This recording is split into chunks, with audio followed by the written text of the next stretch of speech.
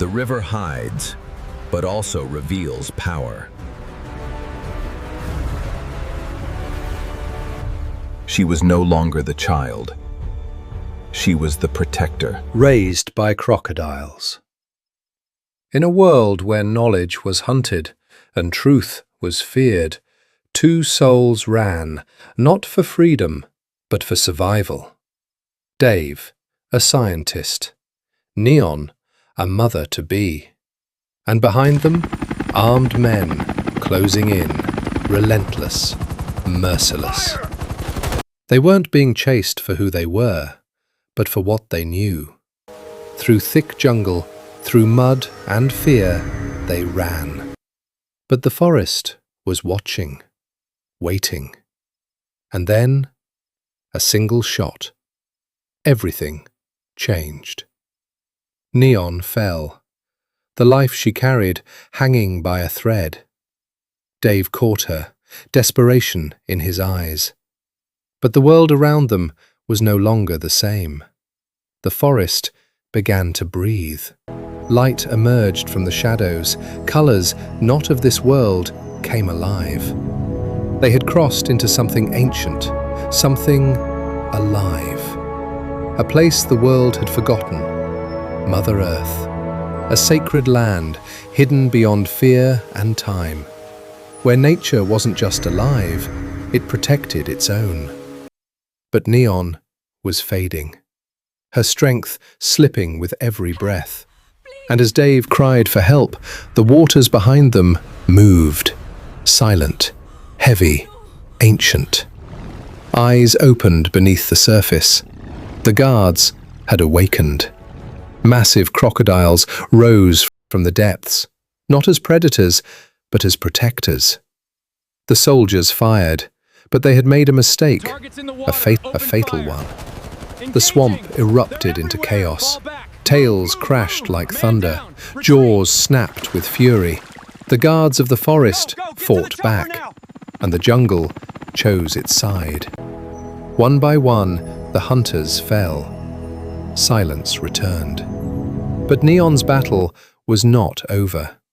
From the shadows they came, the people of the land.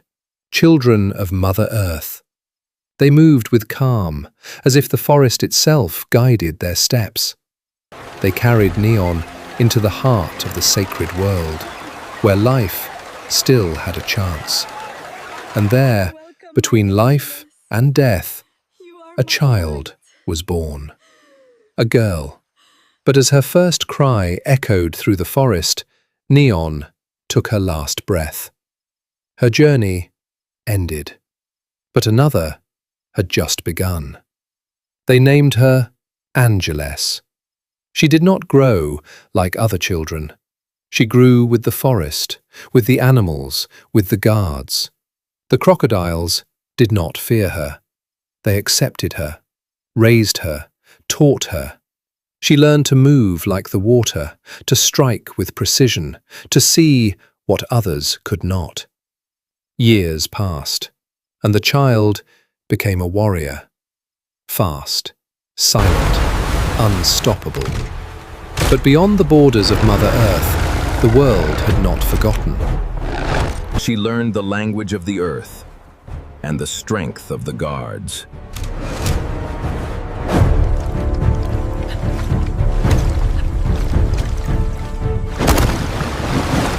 The soldiers returned, stronger, more prepared. They came for what was taken from them. But they didn't understand. This was no longer their world. Angeles saw them first. From the waters, from the silence, from the shadows. She moved like a ghost, riding the very creatures they once feared. They chased her, but they were already lost. An arrow flew, then another, precise, deadly. The hunter had become the hunted, but they adapted. They brought the sky with them, massive eagles cutting through the air, searching, watching, waiting. Angeles didn't run. She vanished, into the river, into the deep. Silence, stillness. When man brings destruction, nature answers.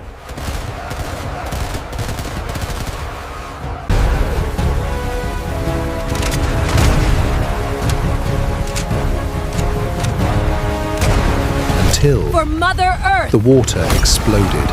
A crocodile launched from below, jaws wide, power unleashed. The sky fell, and the forest roared. They're crashing!